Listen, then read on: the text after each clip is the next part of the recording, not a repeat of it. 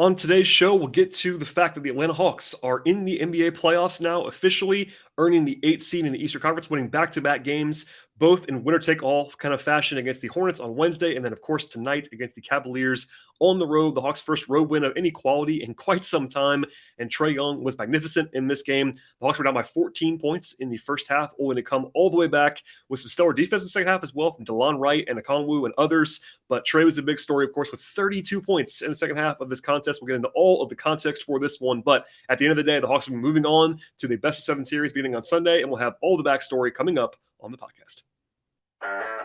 You are Locked On Hawks, your daily Atlanta Hawks podcast. Part of the Locked On Podcast Network. Your team every day.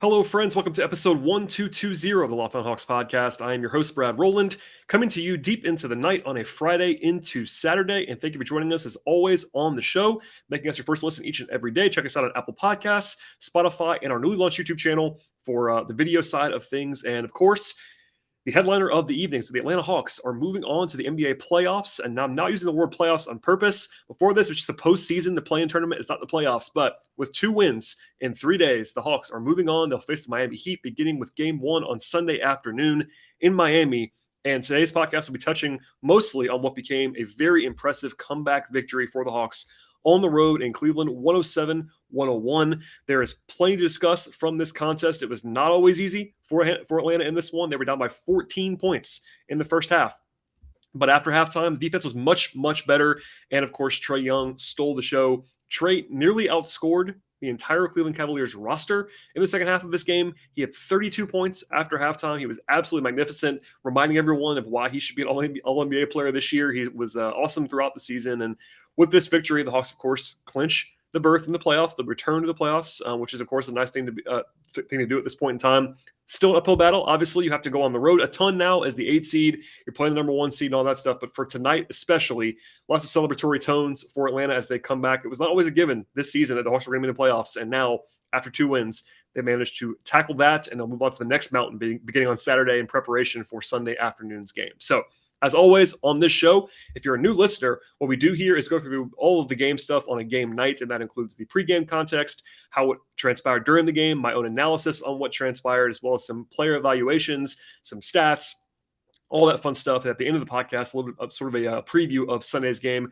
Normally, we would do a sort of a blowout preview edition of the podcast in between, but the Hawks have to play on Sunday afternoon, so there really is no time to do that over the weekend. So I'm going to throw some overall thoughts at you at the end of the podcast about the Heat and the Hawks, because that's quickly coming around the bend here pretty fast. So no full preview episode in between, but I promise you we'll have full coverage of that series as it goes, because now it's best of 7. No longer is it going to be one and done potentially for Atlanta here. So as for this particular game, which we'll spend most of the podcast on, again, the Hawks were sort of fighting uphill a little bit in some respects. Of course, I did 2 podcasts on this game in the last couple of days. I crossed over with Locked On Cavs that went up on Thursday, etc. And I picked the Hawks on every platform. I thought the Hawks were going to win this game. They had the best player. I went through that sort of checklist as to why I thought the Hawks were going to win this game. Part of that was Trey. Part of that was experience edge, all that stuff. But the Hawks, if you were worried about this game, you would say number 1 on the list potentially was that they were not very good on the road for a long time. In fact, they had lost 11 of the last 12 road games against quality opponents. And in the first half, you kind of saw why. The defense was not very good before halftime, and then they had to kind of fight back. On the player evaluation and sort of availability standpoint, Jared Allen returned for Cleveland, which is a little bit worrisome for Hawks. I still picked Atlanta, even after knowing that news was coming down the bend. But Jared Allen makes the Cavs a different team. They were very, very good with him and very, very bad without him this season.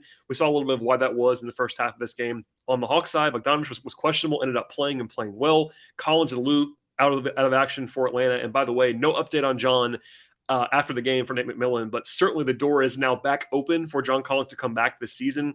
I thought it was always going to be unlikely he would play in the play-in, but now, a playoff series can go for 2 weeks. So I'm not saying he's going to play on Sunday. I'd be pretty surprised if he did play on Sunday, but I think certainly with the Hawks coming back home in about a week from now, the door is back open for John Collins to potentially return. We'll see about Lou Williams as well in the future.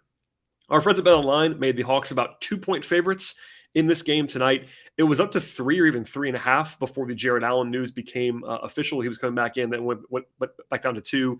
And that was appropriate in my mind. I think the Hawks, again, were the better team in this game, but having to go on the road, that stuff matters. And we'll get into all of sort of what happened after that starting now. So at the outset, obviously, it was all Cavs in the first quarter in particular.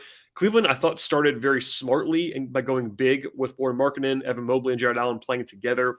The biggest reason why I thought that was a good idea from the Cavs and a bad omen for the Hawks is that Trae could not hide defensively in the first half. And really, as funny as it sounds now, after he was so good in the second half, I thought Trae was pretty bad before halftime. And some of that's unavoidable with the defense, but he didn't really have it going on offense either. Obviously, it didn't matter at the end because he was so good after halftime.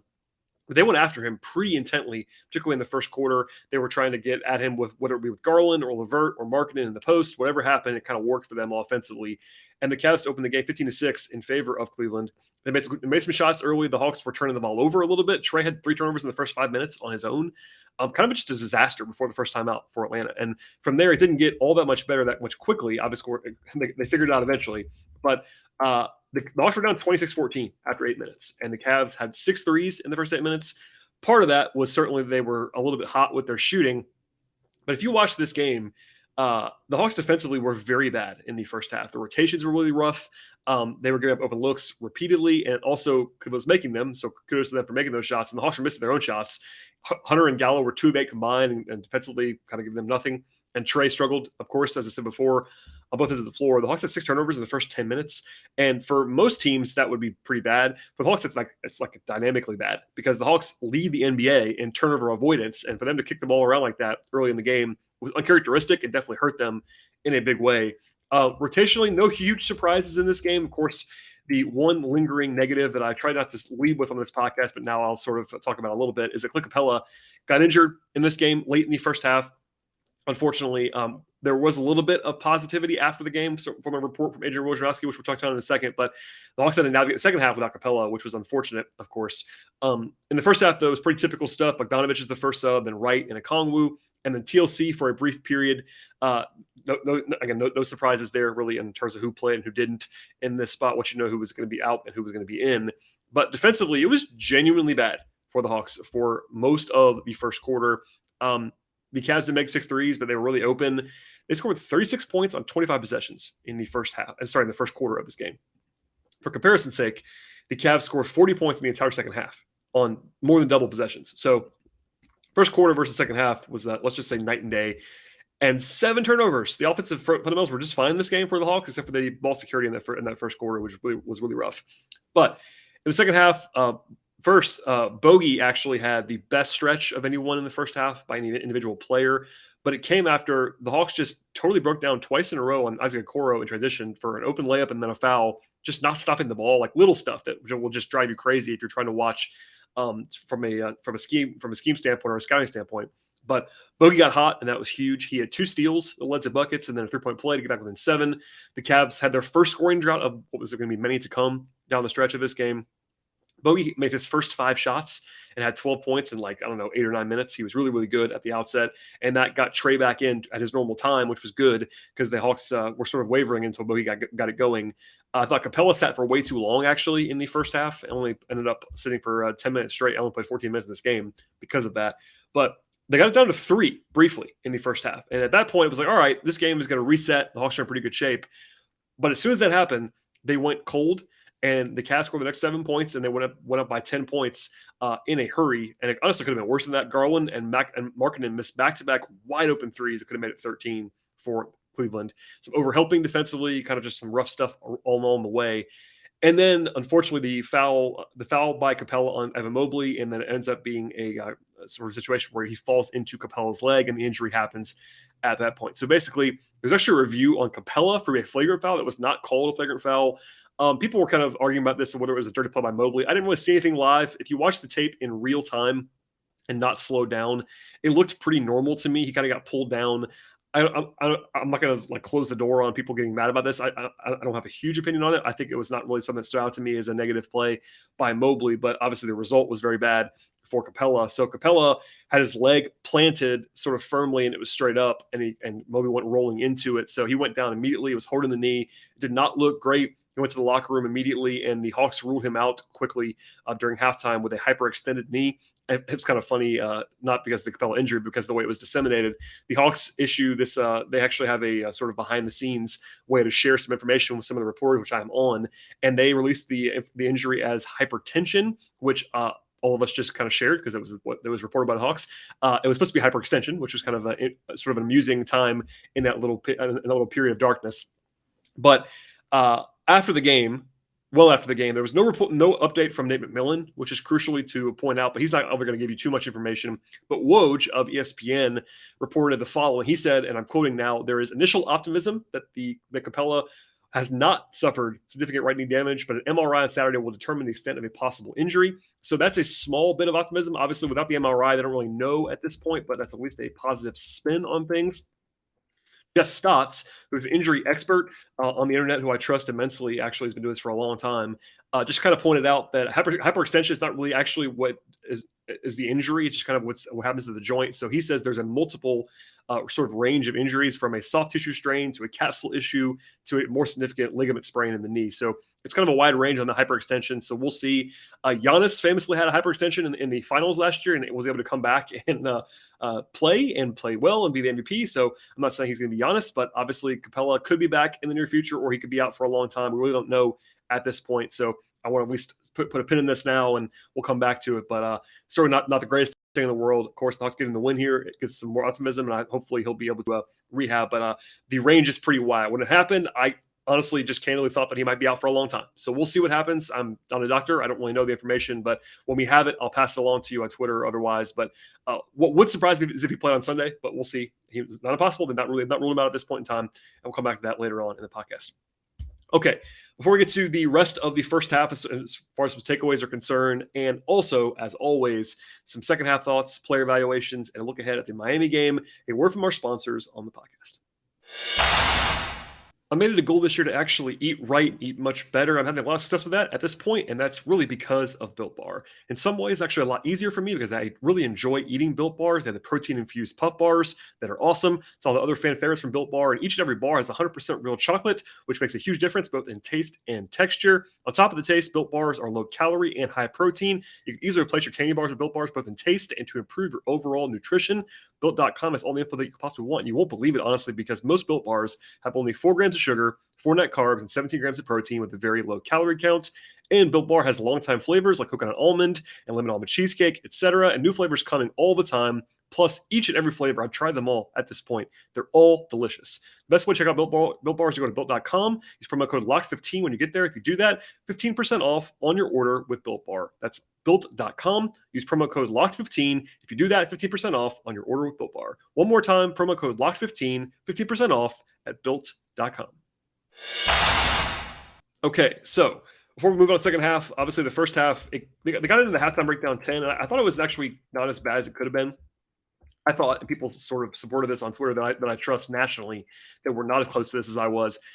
It could have been worse. I think the Hawks could have been down 18, 20 points at halftime. They were kind of fortunate that they weren't in a bigger hole with the way they played, especially because they shot so poorly from three. They were 3 of 17 from three before halftime. They stopped turning the ball over, which was huge, and they did win the glass and also shot well from inside the arc, which was actually massive. But bogey was huge. But again, in retrospect, people are going to forget about this. That's okay. But in the first half, Trey Young had 6 points on 11 shots and 4 turnovers, and he was getting killed on defense. Like, it was a worst-case scenario for Trey in the first half.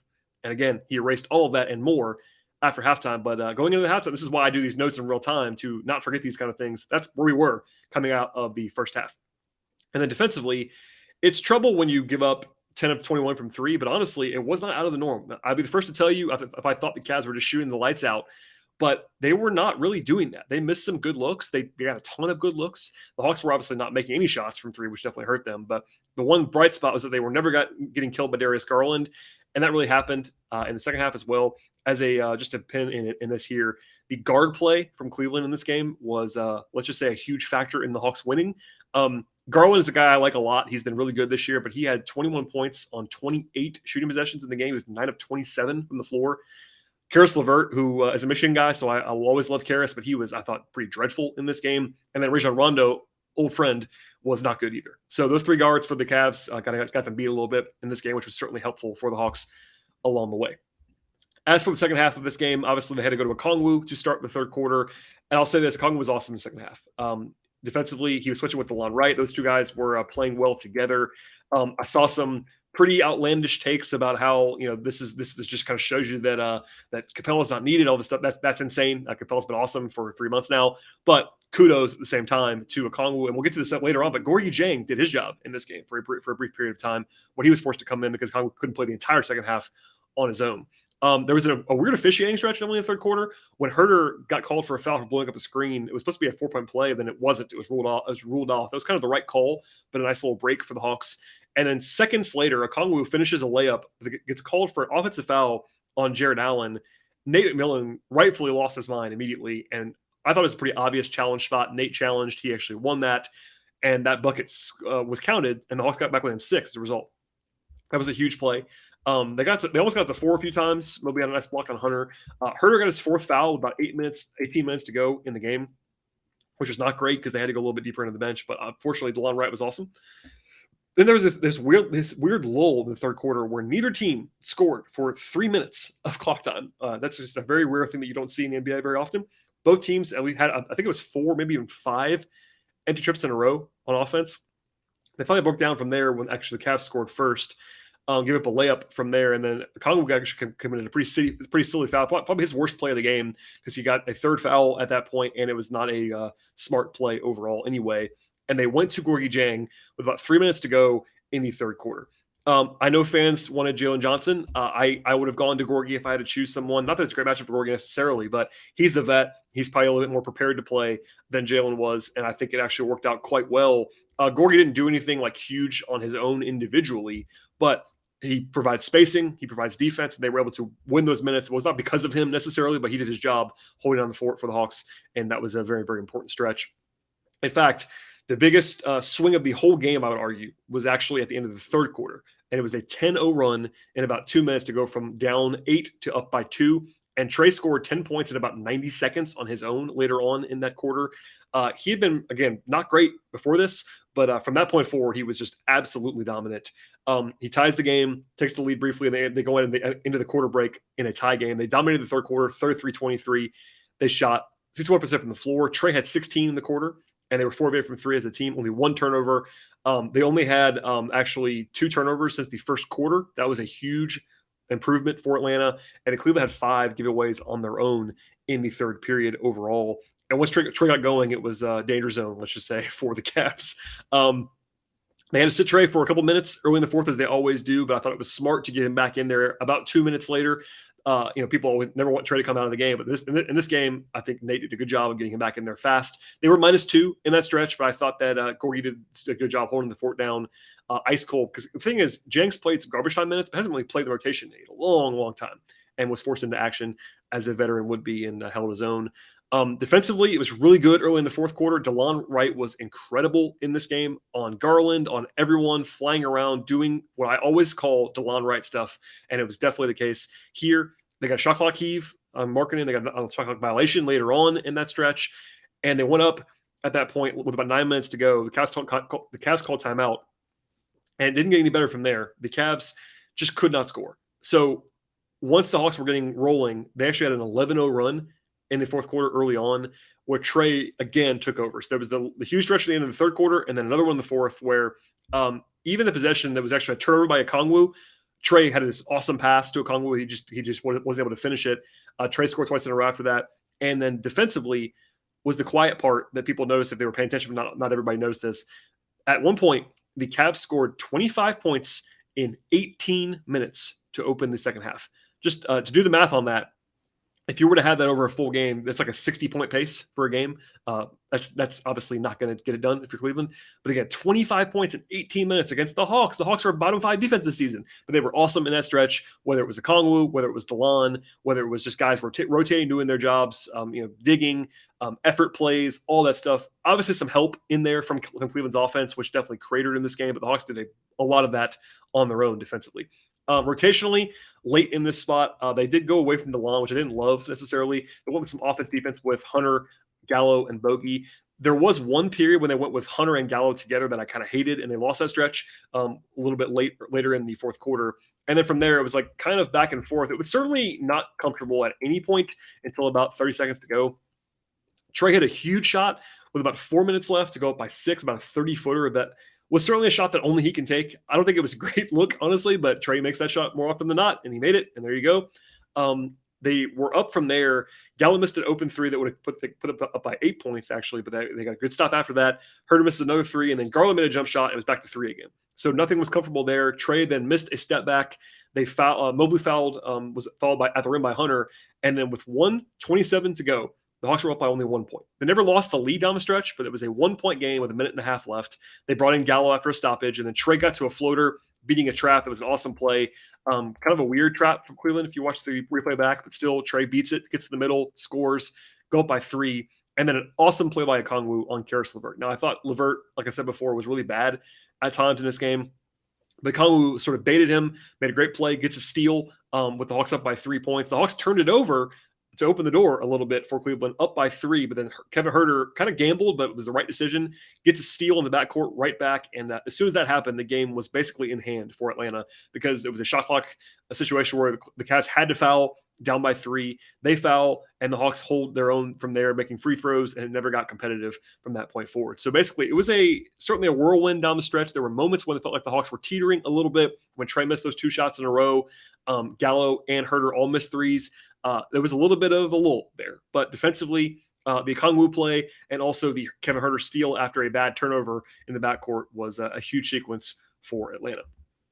As for the overall numbers and takeaways in this game, we'll come back to this, of course, but Trae was just ridiculous in the second half, just unbelievable, unstoppable stuff against a good defense, and we'll come back to that, obviously, but that's the headliner, of course, after halftime. But for the team, the Hawks shot 60+% from 2 in the entire game. That's excellent. They were 20-22 at the line, also excellent. Only 9 of 31 from 3, which is not good, but the Cavs did cool off on their own, so that kind of leveled the playing field a little bit. Here's a weird one, though. The Hawks had 15 assists and 13 turnovers in this game. Now, the 13 turnovers is not terrible. That's actually a pretty solid number. 15 assists is very, very low. A lot of ISO, a lot of sort of lack of ball movement stuff. I don't think the Hawks played beautiful offense for most part in this game, but Trae doing Trae stuff allowed them to kind of overcome that down the stretch, and the offense did enough against a good Cavs defense, especially with Jared Allen back. This is a good team defensively in Cleveland. Defensively for the Hawks, after halftime, it was brilliant. In fact, after the first quarter, it was pretty good overall. There were some breakdowns along the way, and the Cavs offense is not very good, to be candid. They're below average overall, but the Hawks did a good job, especially on the road in this game, getting stops. After halftime, the Cavs turned it over 11 times in the second half. They were 3-15 from 3, and that combination leads to 40 points allowed after halftime for the Hawks. For the full game, the Cavs shot the ball pretty well. 57% true shooting for the full contest is actually worse than you would want if you were the Hawks, but the Hawks won every other way. So they won the glass, albeit narrowly, but they won the glass. They won the turnover battle. They won the sort of second chance point battle, all that stuff. They won all the little things in this game, at least briefly. Free throw attempts, the Hawks had more. The only area the Hawks lost was three-point shooting by a little bit. Everything else went to Atlanta, and that's how you win a close game on the road. So those are all the numbers. We'll come back to the player evaluation stuff in a moment because we'll have much more on Trae Young. I could probably share that, and Delon Wright, who, of course, I'm a big supporter of. But before we get to all of that stuff, a word from our sponsors on the podcast. The NBA playoffs are now here in full swing with a jam-packed slate of games almost every night for the next couple of months, and the Hawks, of course, will be participating in that, as we found out earlier today as I record this. And baseball's also in full swing. So with that in mind, there'll be lots of action in the coming days, and BetOnline.net is the number one source for all of your sports betting needs and your information this season, from all the latest odds, contests, player props, futures, exotics, and much more. BetOnline has all the latest developments in sports, including podcasts and reviews for all the leagues this season. Of course, it's not just basketball or baseball either. They have all kinds of other things, including live betting and casino games and all kinds of other sports, whether it be golf, esports, tennis, auto racing, horse racing, hockey, MMA, boxing, soccer, cricket, entertainment bets, and other options. And futures markets are always open, whether it be to win the NBA title or the conference title or football stuff in a far looking ahead kind of portion of the program, with college football coming and the NFL always looming in the sports world. All of that can be found at betonline.net. Check it out on your computer or mobile device right now to learn more about the trends and the action in the sports world. BetOnline, where the game starts. All right, the second half, of course, went to the Hawks, and a lot of that was the personnel. So we'll go through all the players now that appeared for the Hawks. And generally, most guys played pretty well. Obviously, there were some weaker links along the way, but mostly positive stuff coming on the podcast. I saw some replies to my show on Wednesday about like how I was criticizing the Hawks in a win. And I'll just say this for new listeners. I'm sure I have some new listeners / followers.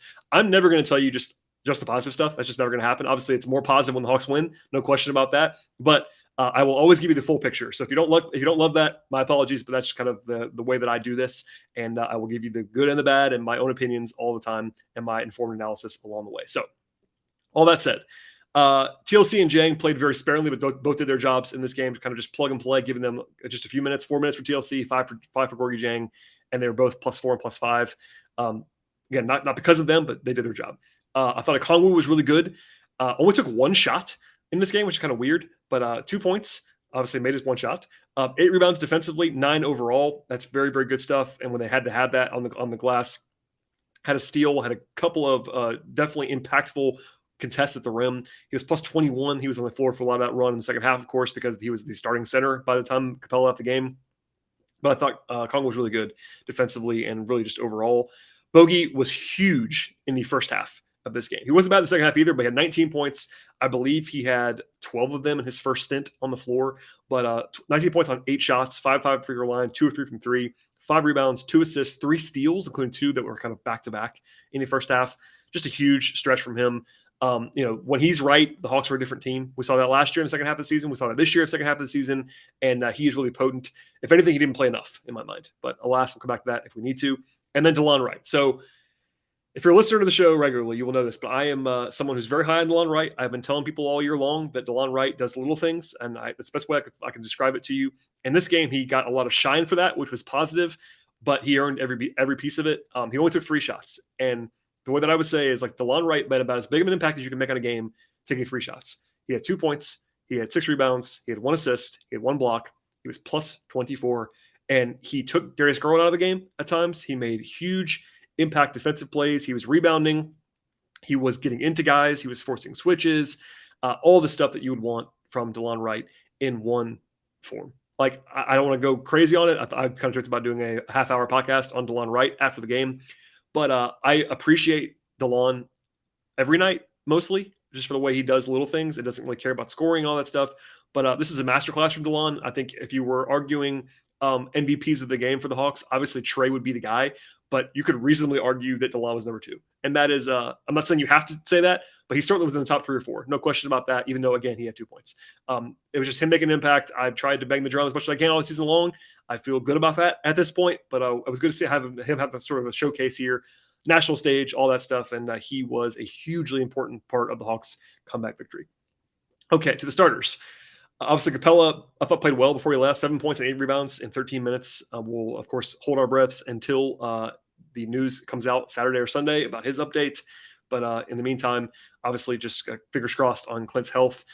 Even just as a note here, independent of this season, of course, this year is, of course, on everybody's mind right now with the Hawks playing a playoff series on Sunday. But if he were to have, and hopefully that doesn't happen, if he were to have a long-term injury, it can affect his summer. It can affect his next season if it were to be a serious injury. There's lots of different impacts here that could happen. And, one of the things about Capela is that he's not had a full off season to get work in and get in shape and all that stuff because of the Achilles soreness that he's had the last 2 years. And this is going to happen maybe again if he's limited. So hopefully not. Hopefully he's back in a couple days and all's right with the world. But our best wishes to Clint, obviously, at this point. Elsewhere, I thought DeAndre Hunter was probably the guy who struggled the most for the Hawks in this game. He had 10 points on 14 shots, 5 rebounds. He was better in the second half. I'll say that. He was pretty struggling in the first half. He was 5 down on 2, which is actually totally fine, but 0-5 on 3s.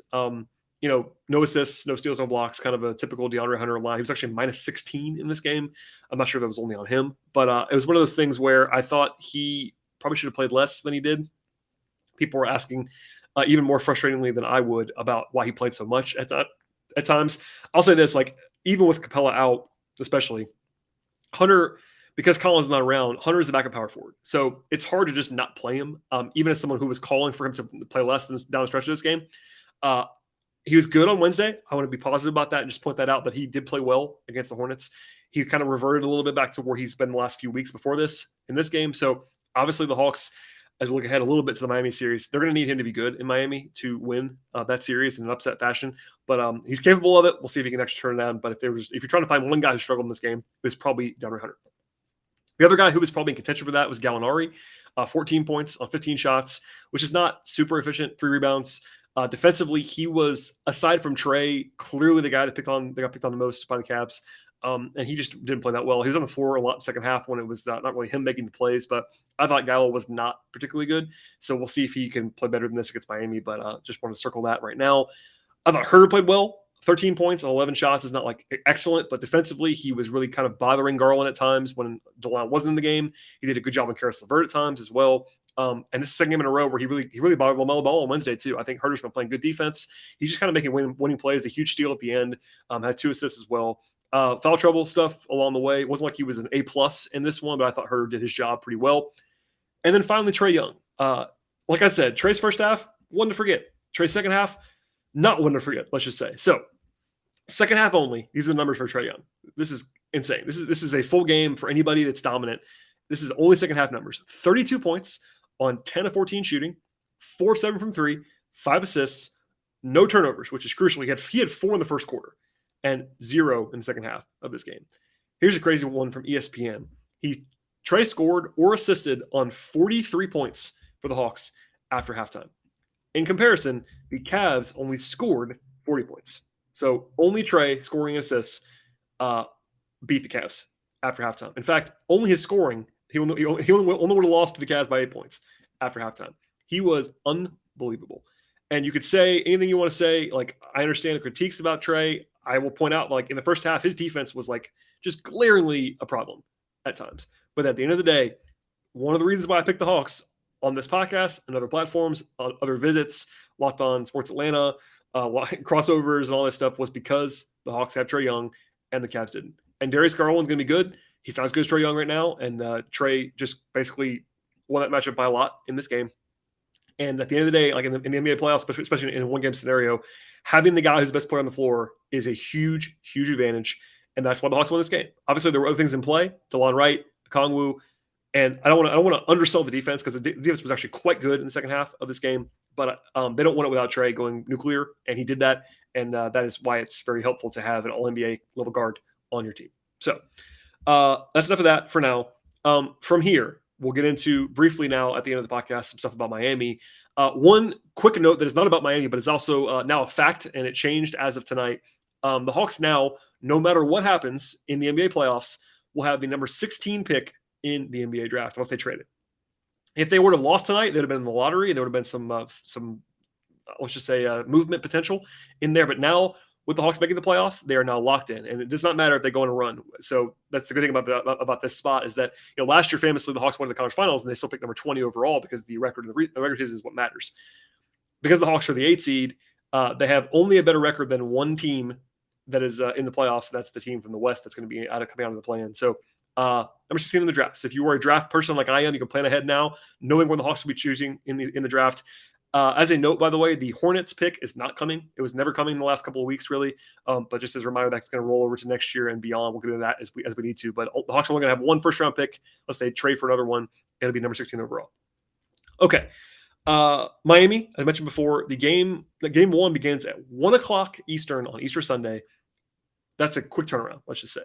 That's one of the punishments for being in the 9-10 game is that the Hawks have to now go from Cleveland, where they will not be on the plane until after midnight, to play a 1 o'clock tip in Miami against a team that does not play in a full week. Now, on the bright side, the Heat might be rusty. They haven't played in 6 days. Now, on the other side, the Hawks are going to be probably a little bit tired. Maybe they'll have better legs because they just won and they'll have momentum and all that stuff. But that'll be interesting to see how they react to that on both sides, whether it's the Heat at home coming off of a layoff or the Hawks maybe having some heavy legs after 2 must-win games.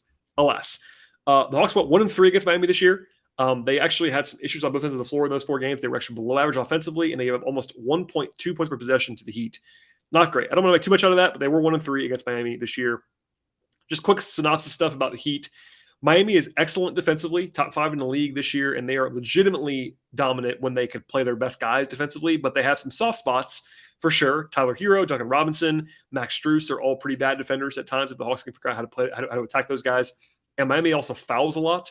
They're bottom 5 in the NBA in free throw rate allowed, which could open the door for Trey Young to get to the line quite a bit in this series.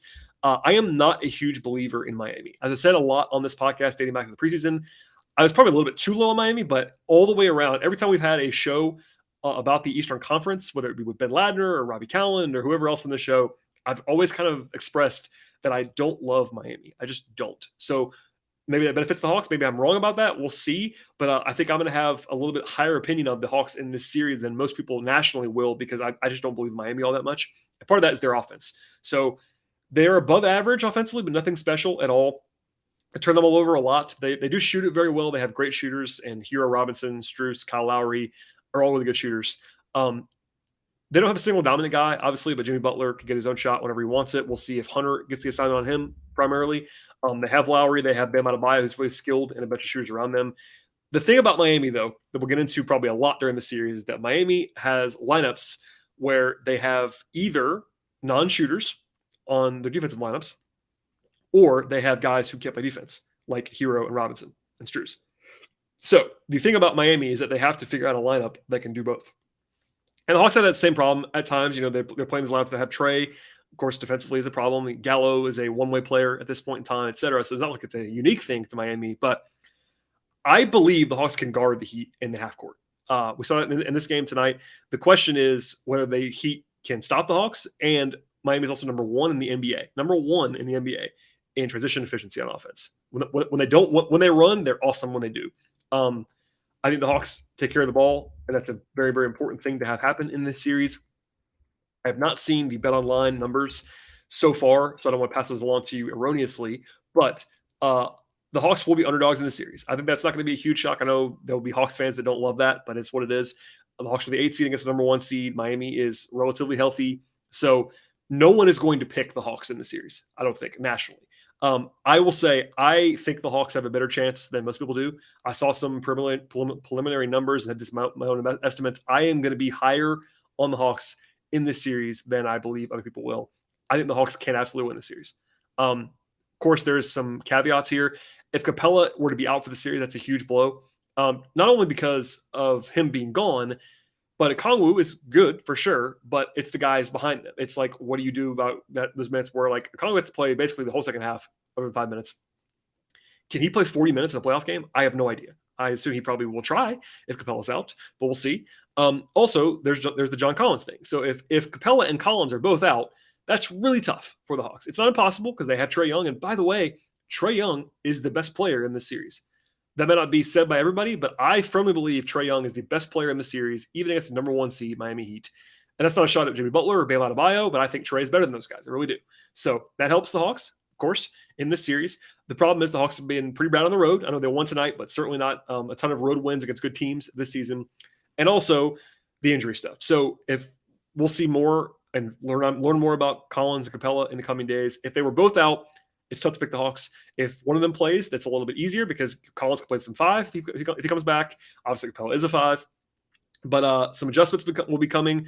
I do think that the Heat had the better coach in this series, unfortunately, if you are the Hawks. Not saying that Nate's terrible or anything because he's not, but I think Spoelstra is legitimately elite. There's only about 5-6 guys in the league that I think are like huge positive added coaches, and Spo's one of them. So that's kind of a disadvantage for you if you were the Hawks. And of course, Miami's better on defense than the Hawks are, but the Hawks are better on offense, which definitely loves playing field. So that's a little bit of a synopsis, like a 5-minute preview of this series. Again, the Hawks are going to be underdogs. That's the nature of being a 8 seed against the number 1 seed, but I think it's winnable. I think it's not a situation where I'm going to say the Hawks are dead. I'm sure you will have some people, especially with Capela's injury, saying, look, Miami's going to dominate the series. That could happen, but I think the Hawks are very live as underdogs in the series. They could definitely win it, especially if Trey is Trey in capital letters, and that is the ultimate weapon for Atlanta. So I've said a lot on this podcast. I've probably rambled too much on this show for a solo episode as of like midnight plus Eastern time into Saturday, but a great win for the Hawks to go on the road, get into the playoffs. Still like a season that's kind of been a rocky road for Atlanta, all things considered. But at the end of the day now, they're in the tournament, as they say. And the season, I guess the second season begins on Sunday at 1 p.m. And we'll have full coverage of that. So please subscribe to the show on Apple Podcasts, Spotify, Google Podcasts, all those places, Stitcher, etc. And also on YouTube. If you listen to the audio show already, thank you very much for doing that. If you don't mind, please subscribe on the YouTube channel as well. I'm trying to get to 1,000 subscribers. Hopefully that'll be a little bit boosted by the playoffs, but we're trying to boost that as well. Even if you don't plan to watch it on YouTube, it does help us a lot if you subscribe. So go ahead and do that. Also follow me on Twitter if you'd like to at BT Rowland. Follow the show on Twitter at Locked On Hawks. And we'll see you at the very latest after the game on Sunday. Spend your Easter with us after that, and we'll see you next time.